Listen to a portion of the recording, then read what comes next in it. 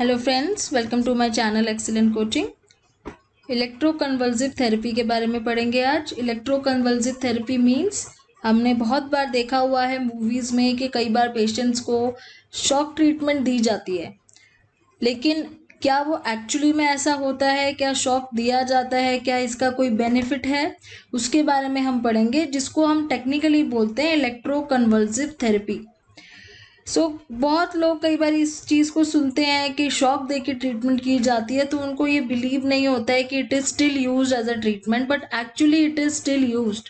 ये ट्रीटमेंट अभी भी यूज़ में है, बट बहुत ज़्यादा कॉशियसली यूज़ की जाती है पहले से, और पहले से बहुत बेटर तरीके से इसको यूज़ किया जाता है।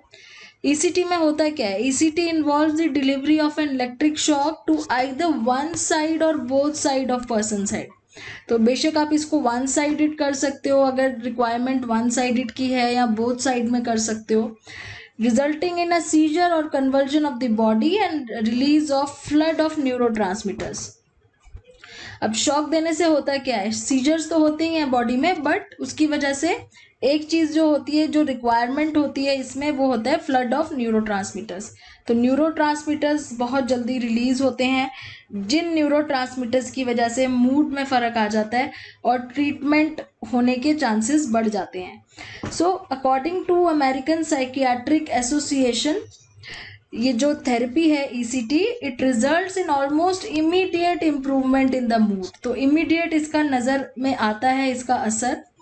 It is not only used in severe cases of depression that have not responded to drug treatments, the side effects of medication or psychotherapy, but also in the treatment of several other disorders.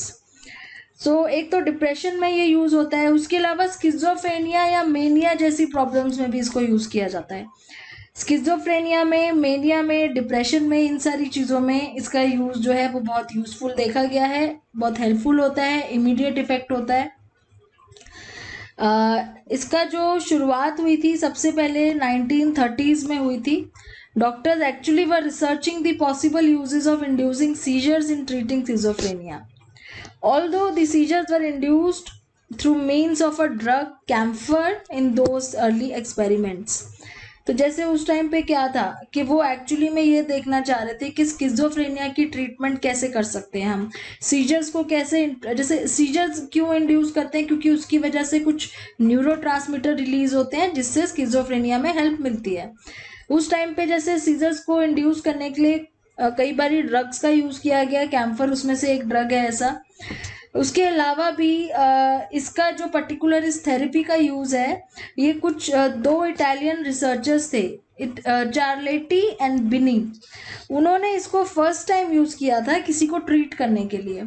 तो they use this ECT electroconvulsive therapy. It was Italian researcher Cerletti and Bini who first use electricity to induce seizure in a man.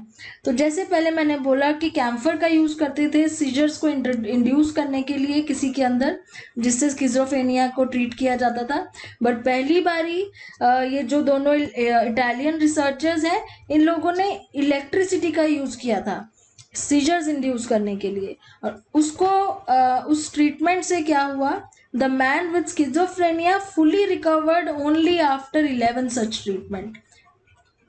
तो सिर्फ 11 times उसकी treatment करी थी और उसके बाद वो पर्सन टोटली रिकवर हो गया था। तो ऐसा नहीं है कि एक ही बार में हो जाएगा, इट टेक्स टाइम। आपको 2-3-4 सेशंस लेने पड़ सकते हैं, डिपेंडिंग ऑन के मेंटल डिसऑर्डर्स कितना ज़्यादा सीवियर है। उस टाइम पे तो एनेस्थीसिया भी नहीं दिया जाता था, क्योंकि ऐसा नहीं था कि एनेस्थीसिया देने की ज़रूरत पड़ती थी। दे यूज टू थिंक कि शॉक लगने के बाद पर्सन ऑटोमेटिकली उसकी कॉन्शियसनेस लॉस हो जाती है, मोस्ट ऑफ द टाइम ऐसा होता ही था। So no anesthesia was used because the shock was severe enough to result in the loss of consciousness.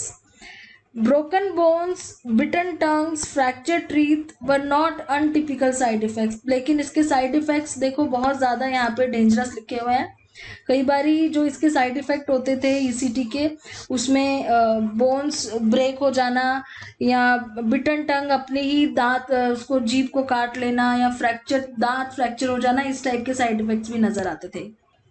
आजकल जो ECT यूज होती है it is far more controlled and humane, मतलब इसमें थोड़ा सा ध्यान रखा जाता है ज़्यादा, और थोड़ी सी कोशिश की जाती है कि उस पर्सन को इतनी ज़्यादा प्रॉब्लम ना हो, इतने साइड इफ़ेक्ट्स ना हो। And it is use only to treat severe disorders, बहुत ही ज़्यादा प्रॉब्लम है तभी ट्रीट करने के लिए यूज़ किया जाता है।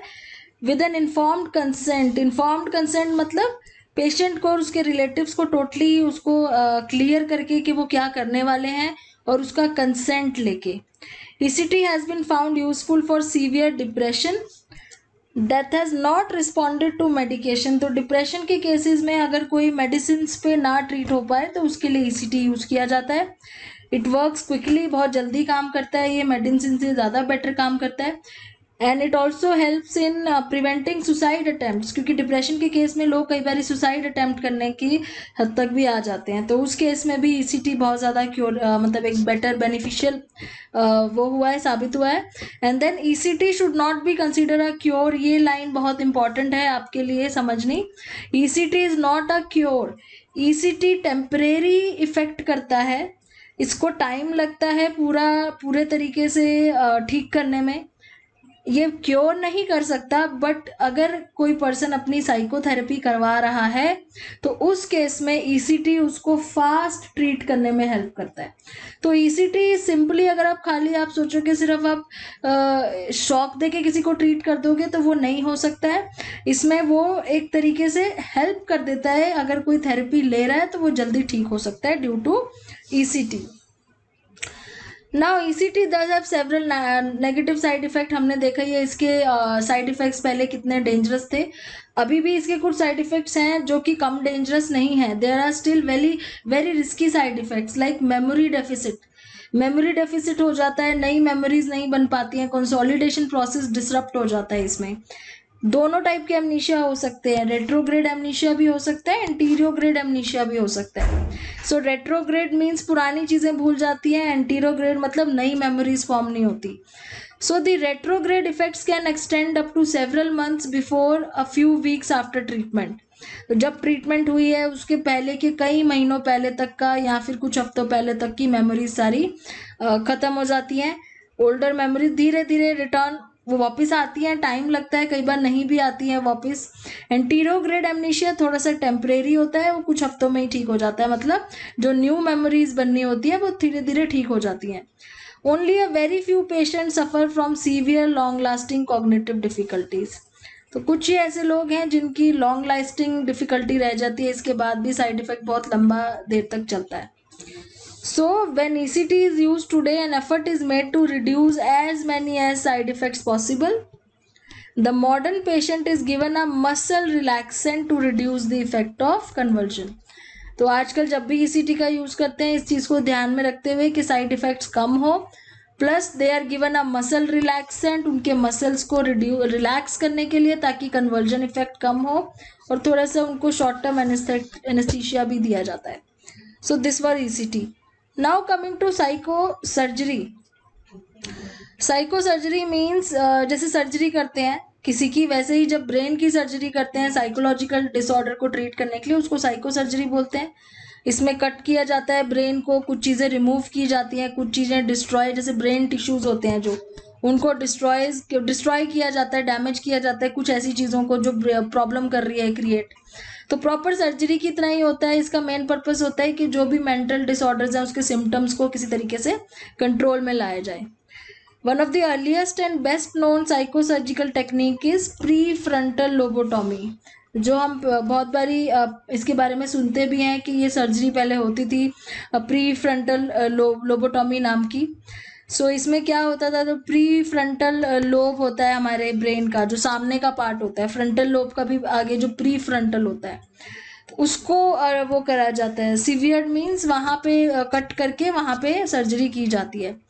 So this lobotomy was developed in 1935 by Portuguese neurologist whose name is doctor Antonio Egas Moniz.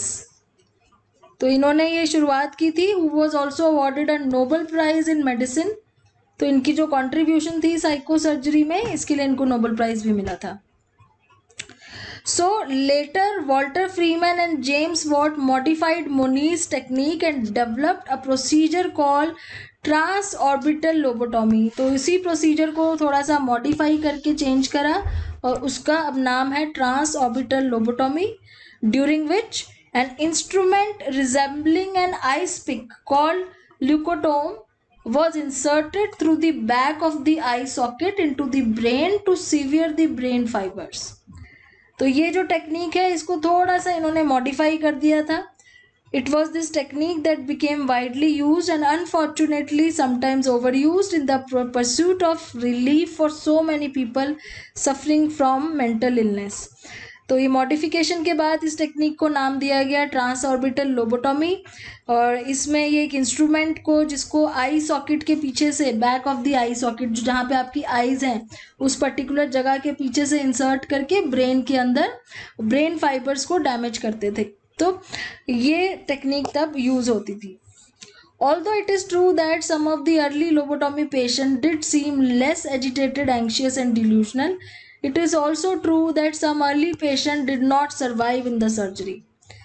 तो about 6% जो लोग थे वो सर्जरी को नहीं सर्वाइव कर पाए और कईयों में बहुत सारे नेगेटिव इफेक्ट्स देखने को मिले पर्सनालिटी में, जैसे apathy, lack of emotional response, intellectual dullness, childishness, ये सारी चीज़ें बहुत सारी वो हो गई थी, उनमें चेंजेस आ गए थे पर्सनालिटी में.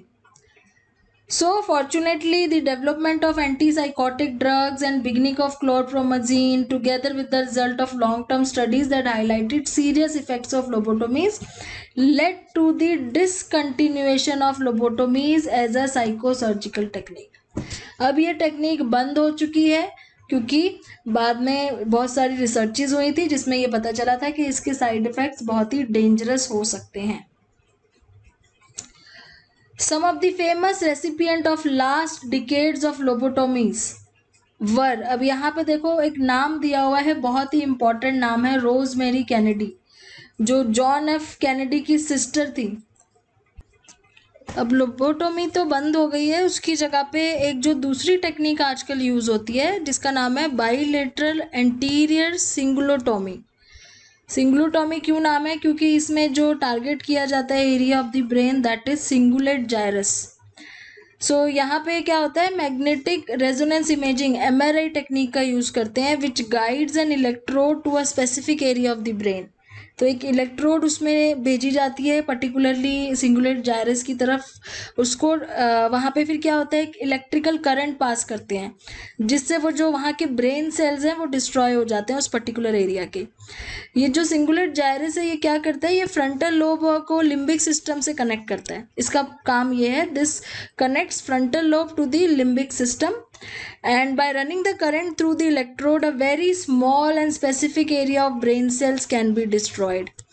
इस प्रोसीजर को बोलते हैं deep lesioning. So singulotomies have been shown to be effective in about 1/3 to 1/2 of the cases of major depression, bipolar disorder and certain forms of obsessive compulsive disorder. ये इन चीज़ों के लिए यूज़ किया जाता है. Because this is a deliberate brain damage and quite permanent, all other possible treatments must be exhausted before bilateral singulotomy. तो क्या कह रहे हैं कि क्योंकि ये जो ट्रीटमेंट है ये आप एक तो इसमें डेलिबरेटली जानबूझ के you are damaging the brain cells, आप ब्रेन के पार्ट को डैमेज कर रहे हो, एंड देन ये परमानेंट होता है. तो इसलिए ये तब यूज़ करना चाहिए जब हर तरीके की ट्रीटमेंट से पेशेंट नहीं ट्रीट हो पा रहा है, and it should be only used after getting an informed consent. मतलब पेशेंट को क्लियरली पता होना चाहिए कि उसके साथ क्या ट्रीटमेंट की जा रही है, उसका कंसेंट होना चाहिए, उसको पता हो और वो एग्री करता हो इन चीज़ को लेके. Because of ethical, social and legal implications, इसके अंदर बहुत एथिकल इश्यूज हैं, सोशल इश्यूज हैं, लीगल इश्यूज हैं. तो ये सर्जरीज जो है हर जगह पे इसीलिए यूज़ नहीं करते हैं. Now what are the other emerging techniques? और भी अलग अलग टेक्निक्स यूज होती हैं. Some new non-invasive techniques for effective changes in the brain were discussed. Now these two chapter 2 included repetitive transcranial magnetic stimulation, TMS करके एक technique है, where magnetic pulses are applied to the cortex and transcranial direct current stimulation. This is the second one. DCS, which uses scalp electrodes to pass very low amplitude direct currents to the brain. This new and exciting strategies are being evaluated as possible treatment options for variety of psychological disorders including PTSD and depression. तो जैसे आप यहाँ पे दिख रहा होगा आपको photo में कि ये ब्रेन के अंदर सर्जरी करने से बेटर कि आप ऊपर से उसके कोई इक्विपमेंट लगाओ जिसके थ्रू मैग्नेटिक उसका पल्सेस का यूज़ किया जाएगा. तो मैग्नेटिक वेव्स के थ्रू डायरेक्ट करंट पास किए जा सकते हैं, मैग्नेटिक वेव का यूज़ किया जा सकता है जो थोड़ा सा माइल्ड फॉर्म है, बेटर है सर्जरी करने से. And another technique highlighted in chapter 2 was deep brain stimulation, and it is being evaluated as a treatment modality for both depression and OCD. तो ये सारी चीज़ें हैं डिप्रेशन के केस में, OCD के केस में, और ट्रॉमा वगैरह है अगर तो उसके केस में ये सब चीज़ें यूज़ कर सकते हैं. Many psychologists professionals today believe that combining psychotherapy with medical therapies, particularly drug therapy, is more effective approach in treating many disorders. तो जैसे अगर पर्सन ठीक नहीं हो रहा है, सिर्फ साइकोथेरेपी से नहीं ठीक हो रहा है क्लाइंट, तो उस केस में हम बायोमेडिकल थेरेपी में ड्रग्स का यूज़ कर सकते हैं जिससे थोड़ा सा फास्ट हो सकता है. उसके साथ हम कॉग्निटिव बिहेवियर थेरेपी का यूज़ कर सकते हैं. ड्रग्स अगर आप दे रहे हो तो साथ में आप CBT का यूज़ कर सकते हो जल्दी ट्रीटमेंट के लिए. मतलब आप इक्लेक्टिक अप्रोच यूज़ कर सकते हो. You can use different combinations of different treatments for psychotherapy. Now this is the summary what we have learned. ये उसकी समरी है. And in psychopharmacology we studied about anti psychotic drugs, anti anxiety, anti maniac and anti depressant drugs.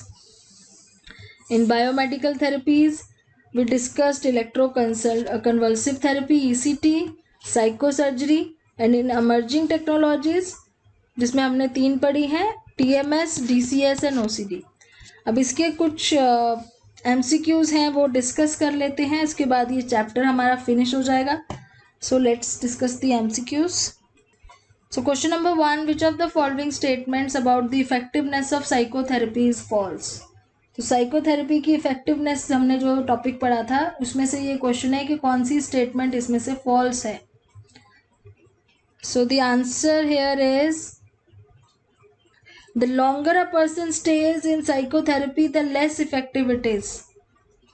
तो ये wrong है कि ज़्यादा देर psychotherapy कराएंगे तो उतना ही कम उसका असर होगा. ये गलत है, ये उल्टा होना चाहिए. जितना ज़्यादा देर साइकोथेरेपी होगी उतना ज़्यादा असर होगा. And rest of the statements are true. Question number 2, for psychotherapy to be effective the therapist must provide a protected setting for the clients to reveal their feelings. ये एकदम करेक्ट है. Therapist should maintain emotional distance, ये wrong है. Should avoid warmth, ये भी wrong है.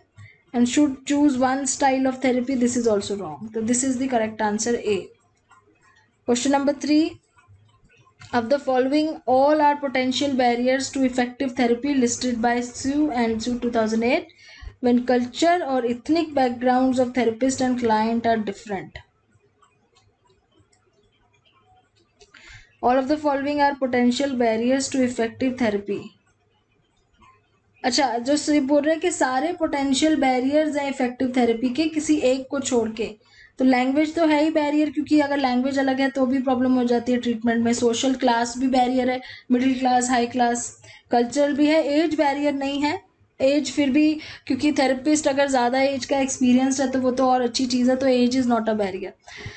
Now question number 4, the newest drugs being develop to treat psychotic symptoms are. तो अभी जो लेटेस्ट ड्रग्स यूज हो रहे हैं साइकोटिक सिम्टम्स को ट्रीट करने के लिए, उनका नाम है पार्शियल डोपामाइन एगोनिस्ट.